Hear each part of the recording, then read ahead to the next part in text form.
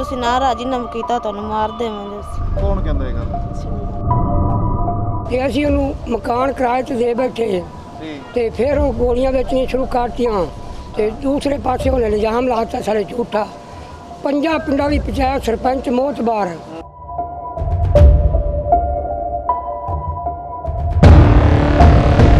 ਤੇ ਇਹ ਜਗਦੀਸ਼ ਸਿੰਘ ਪੈਸਿਆਂ ਦੇ ਬਹਾਨੇ ਨਾਲ ਆਇਆ ਏ। ਇਸ ਤਰ੍ਹਾਂ ਮੇਰੇ ਗਲ ਪੈ ਗਿਆ, ਰੇਪ ਕੀਤਾ ਇਹਨੇ। ਮਤਲਬ ਕੀ ਤਰ੍ਹਾਂ ਇਹਨਾਂ ਦੀ ਸਪੋਰਟ ਹੈ ਇਹਨੂੰ ਪੂਰੀ। ਤੇ ਕਿੱਧਰ ਵੀ ਥਾਣੇ ਜਾਨੀ ਆ ਮੇਰੀ ਕੋਈ ਸੁਣਵਾਈ ਨਹੀਂ ਹੁੰਦੀ ਪਈ। ਇਹਦੇ ਉੱਤੇ ਕੋਈ ਮੇਰੀ ਗਲਤੀ ਹੋਵੇ ਤੇ ਮੈਨੂੰ ਜੋ ਸਜ਼ਾ ਗੋਲੀ ਮਾਰੀ ਜਾਏ ਫਾਇਦਾ ਮੈਨੂੰ ਮਨਜ਼ੂਰ ਹੈ। ਏਵਨ ਪੰਜਾਬੀ ਨਿਡਰ ਨਿਰਪੱਖ ਨਵੀਂ ਸੋਚ। ਮੈਂ ਤੁਹਾਡਾ ਦੋਸਤ ਸੋਮ ਸਹੋਤਾ ਤੋਂ ਲੈ ਕੇ ਹਾਜ਼ਰ ਹਾਂ ਕਰੰਟ ਇਸ਼ੂ ਲਈ ਚੱਲਦੇ ਹਾਂ ਜਲਾਲਾਬਾਦ।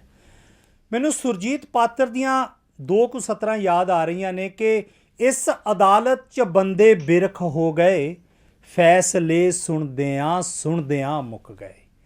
ਮਤਲਬ ਜਦੋਂ ਇਨਸਾਨ ਨੂੰ ਕਿਸੇ ਪਾਸਿਓਂ ਇਨਸਾਫ ਮਿਲਦਾ ਨਜ਼ਰ ਨਹੀਂ ਆਉਂਦਾ ਤੇ ਉਸ ਦੀ ਜ਼ਿੰਦਗੀ ਜਿਹੜੀ ਹੈ ਪੂਰੀ ਦੀ ਪੂਰੀ ਉਹ ਦਰਦਾਂ ਨਾਲ ਤੇ ਜ਼ਖਮਾਂ ਨਾਲ ਭਰ ਜਾਂਦੀ ਹੈ। ਬੇਸ਼ੱਕ ਉਹ ਜ਼ਖਮ ਨਜ਼ਰ ਨਹੀਂ ਆਉਂਦੇ ਪਰ ਅੰਦਰੂਨੀ ਤੌਰ ਤੇ ਉਹ ਸ਼ਖਸ ਪੂਰੀ ਤਰ੍ਹਾਂ ਅੰਦਰੋਂ ਛਲਣੀ ਹੋਇਆ ਹੁੰਦਾ ਹੈ।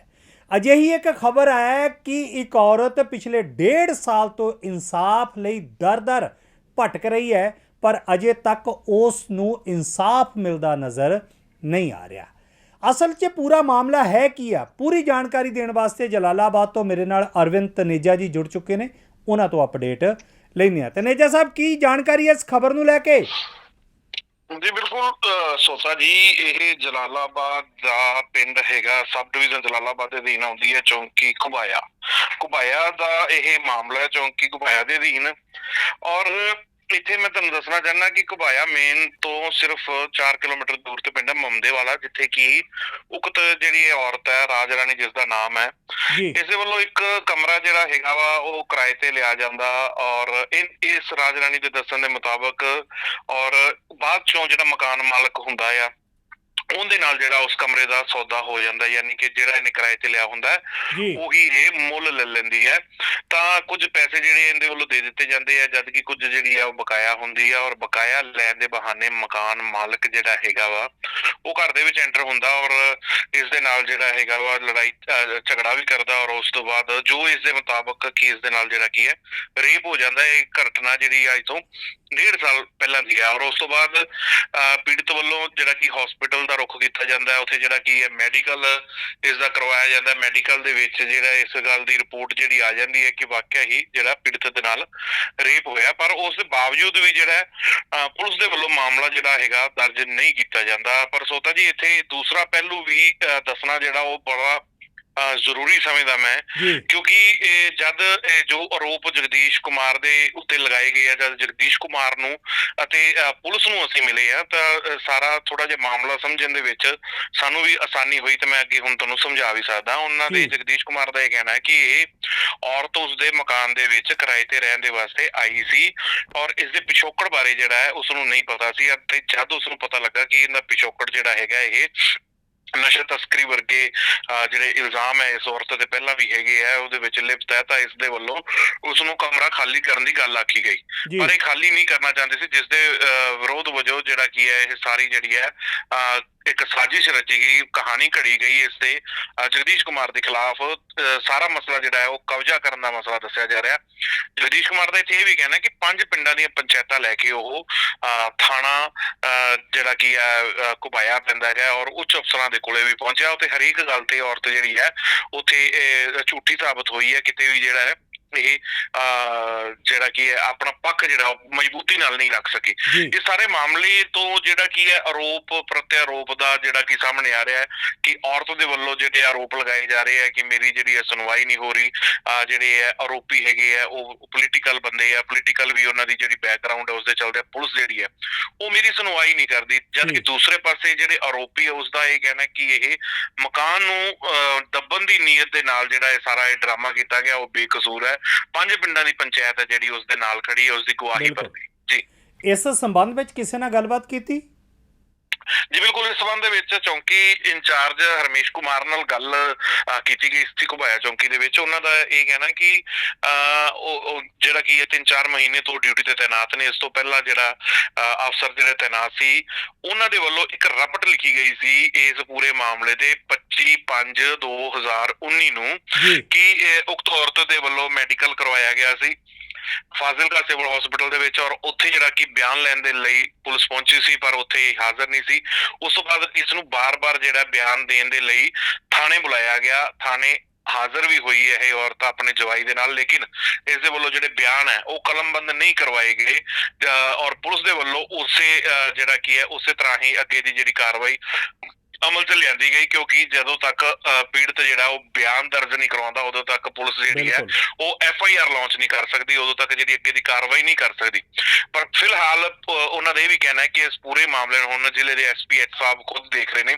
ਉਹਨਾਂ ਦੇ ਵੱਲੋਂ ਜਿਹੜਾ ਸਾਰਾ ਰਿਕਾਰਡ SPH ਸਾਹਿਬ ਨੂੰ ਜਿਹੜਾ ਕਿ ਹਾਜ਼ਰ ਕਰ ਦਿੱਤਾ ਗਿਆ ਔਰ ਉੱਚ ਅਫਸਰਾਂ ਦੇ ਵੱਲੋਂ ਇਹਨਾਂ ਦੋਨਾਂ ਧਿਰਾਂ ਨੂੰ ਬੁਲਾਇਆ ਗਿਆ। ਦੋਨਾਂ ਧਿਰਾਂ ਦੇ ਜਿਹੜੇ ਬਿਆਨ ਦਰਜ ਕੀਤੇ ਜਾ ਰਹੇ ਆ ਔਰ ਅੱਗੇ ਦੀ ਜਿਹੜੀ ਕਾਰਵਾਈ ਹੈ ਉਹ ਕੀਤੀ ਜਾਏਗੀ। ਔਰ ਇੱਥੇ ਮੈਂ ਦੱਸਣਾ ਚਾਹੁੰਦਾ ਕਿ ਪੋਲੀਟੀਕਲ ਜਿਹੜੀ ਗੱਲ ਵਿੱਚ ਨਿਕਲ ਕੇ ਆਈ ਸੀਗੀ, ਪੋਲੀਟੀਕਲ ਲੋਕ ਜਿਹੜੇ ਆ ਕਾਂਗਰਸ ਦੇ ਨਾਲ ਮਲਕੀਤ ਸਿੰਘ ਹੀਰਾ ਹੈਗੇ ਆ ਜਿਹੜੇ ਕਿ MLA ਦੀ ਚੋਣ ਵੀ ਇੱਥੋਂ ਲੜ ਚੁੱਕੇ ਆ, ਉਹਨਾਂ ਦਾ ਨਾਮ ਇਸ ਮਾਮਲੇ ਦੇ ਵਿੱਚ ਆਇਆ ਸੀਗਾ ਕਿ ਉਹਨਾਂ ਦੇ ਵੱਲੋਂ ਪੁਲਿਸ ਤੇ ਪ੍ਰੈਸ਼ਰ ਪਾਇਆ ਜਾ ਰਿਹਾ ਹੈ ਕਿ ਜਿਹੜੀ ਕਿ ਕਾਰਵਾਈ ਨਾ ਕਰਨ ਦੇ ਲਈ। ਤਾਂ ਇਹਦੇ ਸੰਬੰਧ ਵਿੱਚ ਵੀ ਪੁਲਿਸ ਦਾ ਕਹਿਣਾ ਹੈ ਕਿ ਉਹਨਾਂ ਦੇ ਕੋਲ ਕਿਸੇ ਤਰ੍ਹਾਂ ਦੀ ਕੋਈ ਵੀ ਇਹੋ ਜਿਹੀ ਜਿਹੜੀ ਹੈ ਸਿਫਾਰਿਸ਼ ਹਾਲੇ ਤਾਈਂ ਨਹੀਂ ਆਈ ਔਰ ਉੱਚ ਅਫਸਰਾਂ ਦੇ ਮੁਤਾਬਕ ਜਿਹੜਾ ਕਾਰਵਾਈ ਹੈ ਉਹ ਫੇਰ ਤਰੀਕੇ ਦੇ ਨਾਲ ਕੀਤੀ ਜਾਏਗੀ। ਪੁਲਿਸ ਇਹ ਗੱਲ ਕਹਿ ਰਹੀ ਹੈ ਕਿ ਕਿਸੇ ਤਰ੍ਹਾਂ ਦਾ ਕੋਈ ਦਬਾਅ ਉਹਨਾਂ ਤੇ ਨਹੀਂ ਹੈਗਾ। ਜੀ ਬਹੁਤ ਬਹੁਤ ਮਿਹਰਬਾਨੀ ਤਨੇਜਾ ਸਾਹਿਬ, ਤੁਸੀਂ ਜਾਣਕਾਰੀ ਦਿੱਤੀ ਹੈ। ਦੋਸਤੋ ਇੱਕ ਵਾਰੀ ਫਿਰ ਦੱਸਣਾ ਚਾਹੁੰਦਾ ਕਿ ਇਹ ਔਰਤ ਦਰ ਭਟਕ ਰਹੀ ਹੈ 1.5 ਸਾਲ ਤੋਂ ਇਨਸਾਫ ਵਾਸਤੇ, ਲੇਕਿਨ ਦੂਸਰੇ ਪਾਸੇ ਜਿਨ੍ਹਾਂ ਦੇ ਉੱਪਰ ਇਹ ਗੰਭੀਰ ਇਲਜ਼ਾਮ ਲਗਾ ਰਹੀ ਹੈ ਔਰਤ, ਜਦੋਂ ਉਹਨਾਂ ਨਾਲ ਗੱਲਬਾਤ ਕੀਤੀ ਗਈ ਤਾਂ ਉਹਨਾਂ ਨੇ ਕਿਹਾ ਕਿ ਇਹ ਸਾਰੇ ਦਾ ਸਾਰਾ ਜਿਹੜਾ ਇੱਕ ਡਰਾਮਾ ਰਚਿਆ ਜਾ ਰਿਹਾ ਹੈ ਔਰ ਸਿਰਫ ਤੇ ਸਿਰਫ ਪ੍ਰਾਪਰਟੀ ਦੇ ਉੱਪਰ ਨਾਜਾਇਜ਼ ਕਬਜ਼ਾ ਕਰਨ ਨੂੰ ਲੈ ਕੇ ਇਹ ਸਾਰਾ ਹੀ ਇੱਕ ਡਰਾਮਾ ਹੈ। ਇਸ ਸੰਬੰਧ ਵਿੱਚ ਕੀ ਗੱਲਬਾਤ ਹੋਈ ਹੈ ਤੁਸੀਂ ਸੁਣ ਸਕਦੇ ਹੋ। ਇਸ ਮਾਮਲੇ ਦੇ ਚੱਕ ਮੋਚੇ ਨਾਲ ਰਹਿੰਦੇ ਸਾਂ, ਕਿਰਾਏ ਤੇ ਕਮਰਾ ਲਿਆ ਹੋਇਆ ਸੀ। ਉਹ ਮੇਰੀ ਮੰਮੀ ਦੇ ਗੱਲ ਪੈ ਗਿਆ ਸੀ, ਸਿਰ ਤੋਂ ਆ ਗਿਆ ਸਾ। ਕੌਣ ਲੋਕ ਸੀਗੇ? ਜਗਦੀਸ਼ ਸਿੰਘ ਸੀ। ਫਿਰ ਹੁਣ ਕੀ ਹੋਇਆ? ਪੁਲਿਸ ਕਾਰਵਾਈ ਨਹੀਂ ਕਰਦੀ ਪਈ, ਪਰਚਾ ਕਰਾਇਆ ਸੀ, ਕੋਈ ਉਹਦੀ ਕਾਰਵਾਈ ਨਹੀਂ ਹੁੰਦੀ ਪਈ, ਕੋਈ ਸੁਣਵਾਈ ਨਹੀਂ ਹੁੰਦੀ। ਸਾਡੇ ਤੇ ਦਬਾਅ ਪਾਉਂਦੇ ਨੇ। ਕੀ ਦਬਾਅ ਯਾਰ? ਕਹਿੰਦੇ ਨਾ ਜੇ ਤੁਸੀਂ ਨਾ ਰਾਜੀਨਾਮਾ ਕੀਤਾ ਤੁਹਾਨੂੰ ਮਾਰ ਦੇਵਾਂਗੇ। ਕੌਣ ਕਹਿੰਦਾ ਇਹ ਗੱਲ? ਇਹ ਸ਼ਿੰਦਰਪਾਲ, ਅੱਛਾ, ਜਗਦੀਸ਼ ਦਾ ਮੁੰਡਾ। ਅੱਛਾ, ਨਹੀਂ ਤੇ ਇਹ ਜਿਹੜਾ ਦਬਾਅ ਕਿ ਸੁਣਵਾਈ ਪੁਲਿਸ ਕਿਉਂ ਨਹੀਂ ਕਰਦੀ? ਕਿਹਦਾ ਦਬਾਅ ਹੈ? ਜੇ ਇਹਨਾਂ ਨੂੰ ਮਲਕੀਤ ਹੀਰੇ ਫੋਨ ਕਰ ਦਿੰਦੇ ਨੇ ਤਾਂ ਨਹੀਂ ਕਾਰਵਾਈ ਕੋਈ ਕਰਦੇ ਪਏ। ਰਾਣੀ ਸਰ ਮੇਰਾ ਨਾਂ ਹੈ ਜੀ। ਪਤਨੀ ਰਾਜ ਸਿੰਘ ਤੇ ਹੀਰੇ ਵਾਲੇ ਸੀ, ਕਿਰਾਏ ਤੇ ਕਮਰਾ ਲਿਆ ਸੀ। ਉਦੋਂ ਬਾਅਦ ਸਾਡੇ ਕੋਲ ਪੈਸੇ ਬਣਦੇ ਥੋੜੇ ਕਰਕੇ ਦਿੰਦੇ ਰਹੇ ਆ ਤੇ ਅਸੀਂ ਥਾਂ ਲੈ ਲਈ ਸੀ। ਥੋੜੇ ਕਨੇ ਪੈਸੇ ਰਹਿ ਗਏ ਸੀ ਤੇ ਇਹ ਜਗਦੀਸ਼ ਸਿੰਘ ਪੈਸਿਆਂ ਦੇ ਬਹਾਨੇ ਨਾਲ ਆਇਆ ਏ। ਇਸ ਤਰ੍ਹਾਂ ਮੇਰੇ ਗਲ ਪੈ ਗਿਆ, ਰੇਪ ਕੀਤਾ ਇਹਨੇ। ਮਲਕੀਤ ਰਾਣਾ ਦੀ ਸਪੋਰਟ ਇਹਨੂੰ ਪੂਰੀ, ਤੇ ਕਿੱਧਰ ਵੀ ਥਾਣੇ ਜਾਨੀ ਆ ਮੇਰੀ ਕੋਈ ਸੁਣਵਾਈ ਨਹੀਂ ਹੁੰਦੀ ਪਈ। ਮਲਕੀਤ ਹੀਰਾ ਏ, ਉਹਨਾਂ ਦੀ ਕੁੜੀ ਵਿਆਹੀ ਮੰਤਰੀਆਂ ਕੋਲ ਜੀ। ਉਹ ਆਪ ਚ ਚਾਚੇ ਤਾਇਆ ਦੇਖੇ ਨੇ। ਨਹੀਂ ਕੌਣ ਹੈ? ਕੌਣ ਉਹ?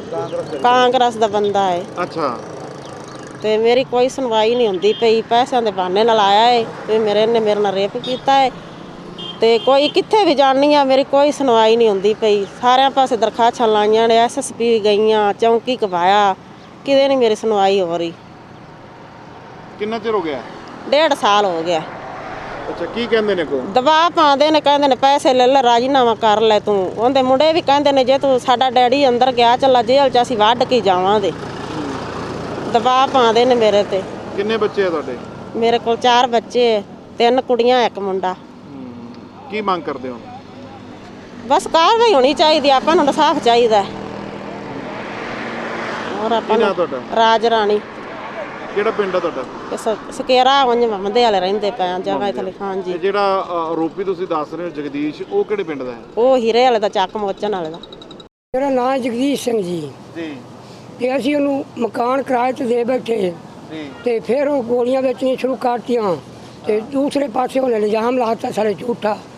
5 ਪਿੰਡਾਂ ਦੀ ਪੰਚਾਇਤ ਸਰਪੰਚ ਮੋਹਤਬਾਰ ਤੇ ਉਹਨਾਂ ਨੂੰ ਮੈਂ ਲਿਜਾ ਕੇ ਸਾਰੀ ਦਾ ਸਬੂਤ ਦਿੱਤਾ ਹੈ ਥਾਣਿਆਂ ਵਿੱਚ, DFC ਕੋਲ, ਡਿਪਟੀ ਕੋਲ ਸਦਰ ਥਾਣੇ ਵੀ ਗਏ ਜੀ ਤੇ 1-2 ਰਿਕਾਰਡ ਵੀ ਇੱਕ ਅਸੀਂ ਲੱਭ ਲਿਆ ਤੇ ਹੁਣ ਜਿਹੜੇ ਨੇ ਉਹ ਵੀ ਨਾਲ ਧੱਕੇ ਖਾਂਦੇ ਨੇ ਮੁੜ ਹੁਣ ਇਹਦੀ ਪੱਖਬਾਜ਼ੀ ਕਰਦੇ ਨੇ ਤੇ ਇਹ ਉਲਟਾ ਖਰਾਬ ਕਰਦੀ ਮੈਨੂੰ ਝੂਠਾ ਇਲਜ਼ਾਮ ਲਾਉਂਦੀ ਵੀ ਇਹਦੀ ਬੇਇੱਜ਼ਤੀ ਹੋਵੇ। ਆਹ ਗੱਲ ਆਹ ਬਾਤ ਜੀ ਇਹਦੇ ਉੱਤੇ ਕੋਈ ਮੇਰੀ ਗਲਤੀ ਹੋਵੇ ਤੇ ਮੈਨੂੰ ਜੋ ਸਜ਼ਾ ਗੋਲੀ ਮਾਰੀ ਜਾਏ ਫਾਇਦਾ ਮੈਨੂੰ ਮਨਜ਼ੂਰ ਹੈ। ਜੇ ਇਹ ਝੂਠੀ ਹੋਵੇ ਇਹਨੂੰ ਸਜ਼ਾ ਦਿੱਤੀ ਜਾਵੇ। ਕਿੰਨੀ ਉਮਰ ਹੈ ਤੁਹਾਡੀ? ਮੇਰੀ ਉਮਰ 52 ਸਾਲ ਹੈ ਜੀ ਅੱਜ। ਕਿੰਨੇ ਬੱਚੇ ਤੁਹਾਡੇ? ਬੱਚੇ ਮੇਰੇ 4 ਲੜਕੇ ਨੇ ਜੀ ਵੱਡੇ ਮੁੰਡੇ। ਮੈਨੂੰ ਸਾਰੇ ਪਿੰਡਾਂ ਵਿੱਚ ਲੋਕੀ ਇੰਨੀ ਕਦਰ ਕਰਦੇ ਨੇ ਇੱਜ਼ਤ ਕਰਦੇ ਨੇ ਭੈਣਾਂ ਭਰਾਵਾਂ ਤੋਂ ਬਾਅਦ ਕੇ ਤੇ ਇਹਨੇ ਬਦਨਾਮ ਕਰਨ ਦੀ ਕੋਸ਼ਿਸ਼ ਕੀਤੀ ਹੈ ਵੀ ਇਹਦੀ ਮਿੱਟੀ ਪਲੀਜ਼ ਕਰਾਂ ਮੈਂ ਤੇ ਹੋਰ ਕੋਈ ਮੈਂ ਝੂਠਾ ਨਹੀਂ ਆ ਇੱਕ ਪੈਸਾ ਵੀ ਰੁਪਈਏ ਚੋਂ ਤੇ ਨਾ ਹੀ ਮੈਂ ਝੂਠਾ ਹੈਗਾ ਜੀ। ਔਰਤ ਵੱਲੋਂ ਇਹ ਵੀ ਕਿਹਾ ਜਾ ਰਿਹਾ ਹੈ ਕਿ ਕਾਂਗਰਸ ਦਾ ਜਿਹੜਾ ਲੀਡਰ ਹੈਗਾ ਮਲਕੀਤ ਹੀਰਾ ਹਾਂਜੀ ਉਹ ਤੁਹਾਡਾ ਰਿਸ਼ਤੇਦਾਰ ਹੈ ਤੇ ਉਹਦੇ ਵੱਲੋਂ ਪ੍ਰੈਸ਼ਰ ਪਾਇਆ ਜਾ ਰਿਹਾ। ਨਾ ਕੋਈ ਪ੍ਰੈਸ਼ਰ ਨਹੀਂ ਕੁਛ ਨਹੀਂ ਨਾ ਮੇਰੀ ਮਲਕੀਤ ਹੀਰੇ ਨਾਲ ਬਣਦੀ ਨਾ ਕੁਛ ਐਵੇਂ ਸਭ ਝੂਠੇ ਇਲਜ਼ਾਮ ਲਾ ਲਈਏ। ਤੇ ਇਹ ਵੀ ਕਿਹਾ ਜਾ ਰਿਹਾ ਕਿ ਜਿਹੜਾ ਹੈਗਾ ਤੁਸੀਂ ਪੈਸੇ ਦੇ ਕੇ ਰਾਜੀਨਾਮਾ ਕਰਨਾ ਚਾਹੁੰਦੇ। ਕੋਈ ਪੈਸਾ ਨਹੀਂ ਮੇਰੇ ਕੋਲ ਲਗਾ ਜੀ। ਮੈਂ ਸੱਜੀ ਦਿਹਾੜੀ ਕਰਕੇ ਸੱਜਾ ਦਾ ਸੌਦਾ ਲਿਆਣਾ ਸੱਜਾ ਜ਼ਿਆਦਾ ਵਕਤ ਬਜਾਣੇ ਆ ਤੇ ਉਹ ਜੋ ਮਰਜ਼ੀ ਕਹੀ ਜਾਵੇ ਉਹਦਾ ਤਾਂ ਸੱਚ ਹੀ ਨਹੀਂ ਨਾ। ਜੇ ਮੈਂ ਝੂਠਾ ਮੇਰਾ ਜੋ ਮਰਜ਼ੀ ਹਾਲਤ ਹੋਵੇ ਬਸ ਮੈਨੂੰ ਮਨਜ਼ੂਰ ਹੈ ਤੇ ਜੇ ਉਹ ਝੂਠੀ ਹੈ ਤਾਂ ਉਹਨੂੰ ਐਂ ਹੀ ਸਜ਼ਾ ਮਿਲੇ। झूठी यार ये झूठी खबर है। ਹਾਂ ये झूठी थोड़ी है। हाँ। इल्जाम लगा दी भी मुंडे नौकरी का लगना है तेना बताया जाए खास खेड रहे। ਇਹ ਦਰਅਸਲ ਮਾਮਲਾ ਹੈ ਕੀ ਪੂਰਾ?